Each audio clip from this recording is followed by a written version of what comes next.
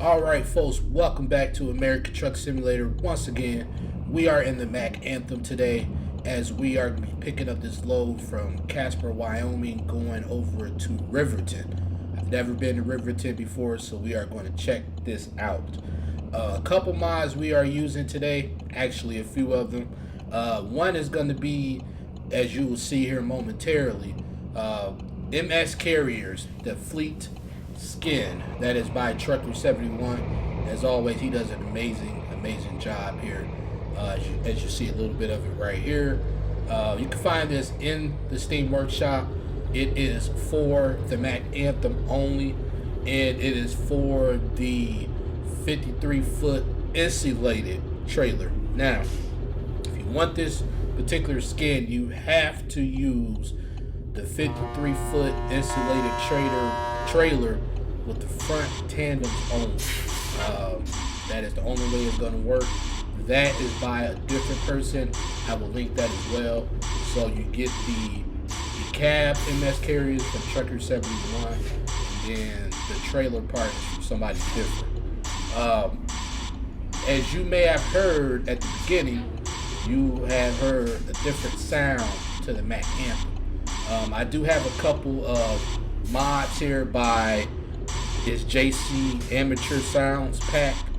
One of them is the sound effects pack, and it pretty much right now it is compatible with 1.39 and up by Johnny Cash.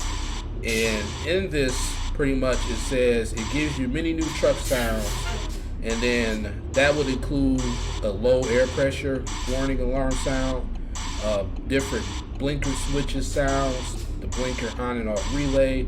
There's the engine brake sound, the switch sound, light switches where you flip your lights, you can hear the new sound for it. Reverse beeper, you hear new window wiper sounds, and it is a whole bunch of different sounds. Parking brake release sounds.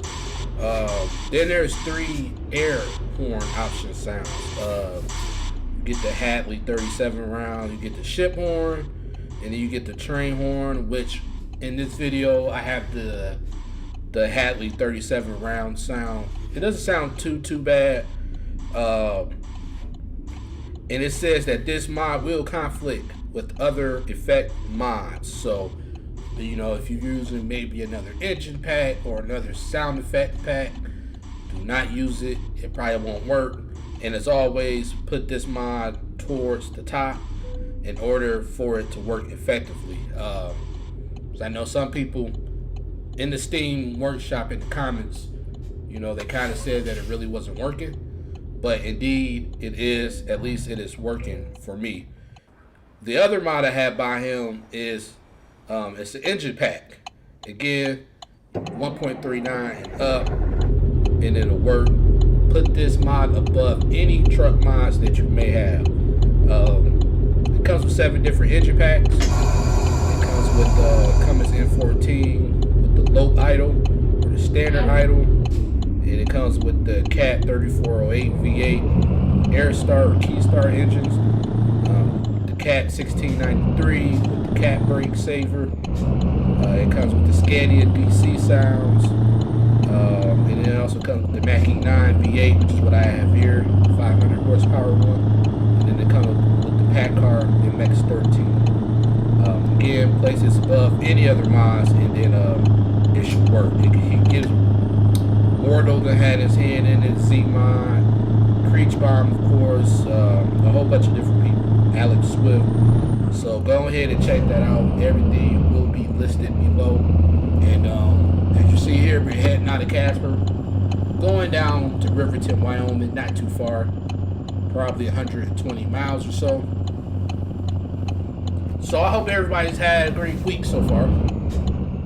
I just completed my full week of work. Actually, I had to work 6 days this week, so I worked Monday through Saturday. And so far, I like it. So far, I like it. I get to meet really, really cool people.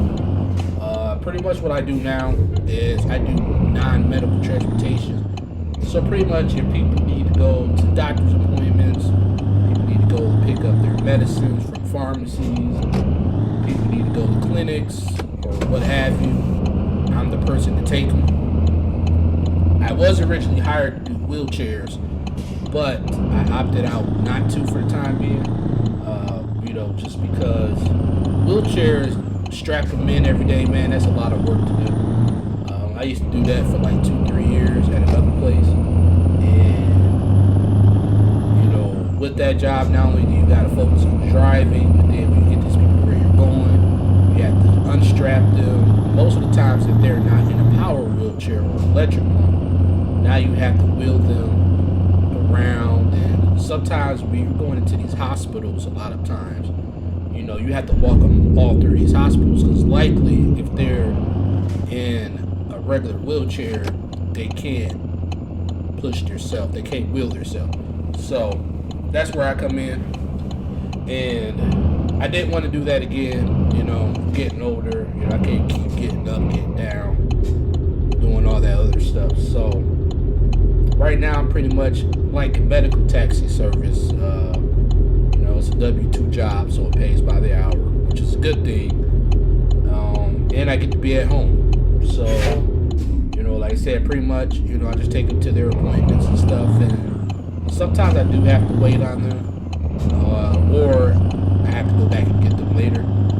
But it's a company that's based here in Buffalo, though we hardly do service in Buffalo. I'm still trying to figure that out, but all of our business is mostly east of here in cities like Batavia, Rochester, around that area. Sometimes you might go a little further. Sometimes you might go somewhere totally different. It just all depends, but I like it so far. Again, it's full time. Especially with everything that's going on, it kind of gets me on the right track when it comes to getting things together for myself, because I've been going through a lot lately. Some of you may know, and I'm starting to recover from it. A couple nights ago, I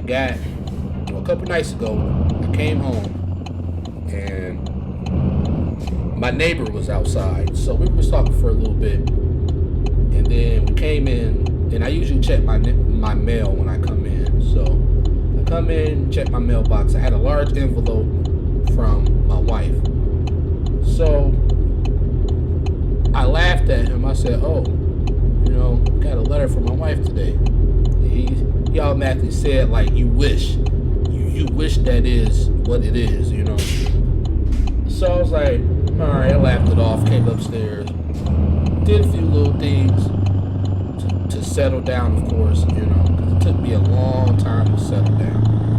And finally, when I got around to opening it, I went in the bathroom. Went in the bathroom, opened up the letter, and it was my official judgment for my divorce.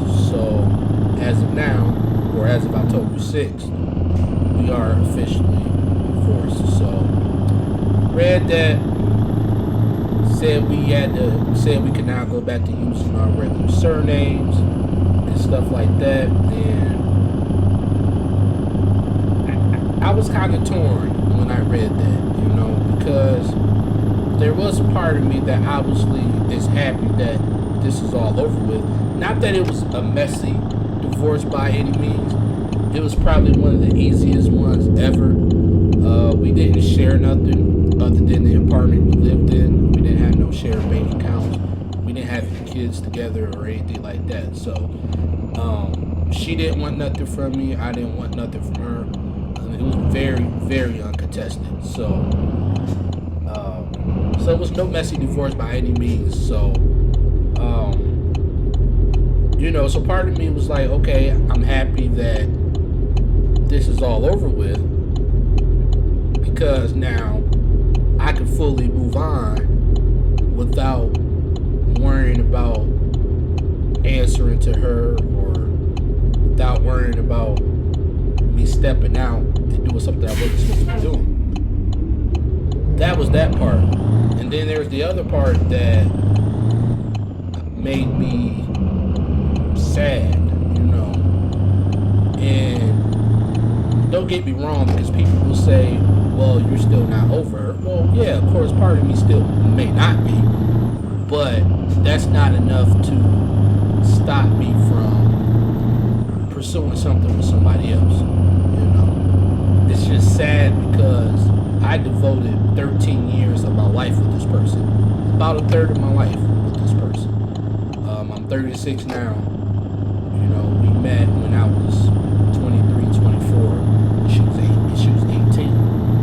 And you don't wish that even on your worst enemy. You know what I'm saying? Because you spend that much time with one person, and then it goes from that all the way to this, where, hey, you have to start all over again on getting to know somebody, if that's what you choose to do. And that's what I want to do.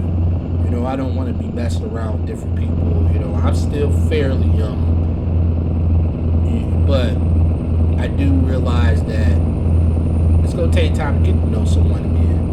And to be 13 years with somebody, you know, y'all lived a pretty good chunk of y'all lives with each other every day.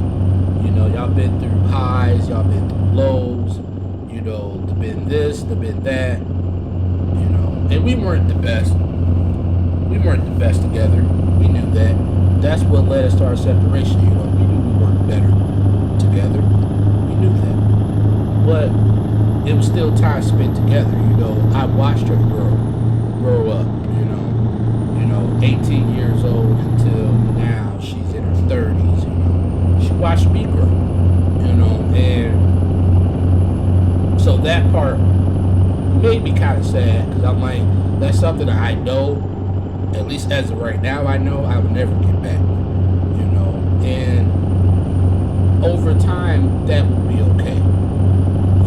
But for now, I truly understand, and I know now it's official, that, hey, you have to move on. The papers is right here. She's moved on. You have to move on, because the only way that you can truly heal over this is if you move on. So that's what I pretty much had to deal with this last week. I've been feeling better between the time I got that letter and now. It took a day or two to kind of, like, I don't want to say get over it, because that's going to take a while, but to get to the point where I'm okay, where I can move around and stuff like that. So, anywho, I think I talked long enough in this video. I am going to shut up. I'm going to let y'all enjoy the rest of the video. And of course, if you haven't already, please hit that like and hit that subscribe button. And until next time, folks, take care.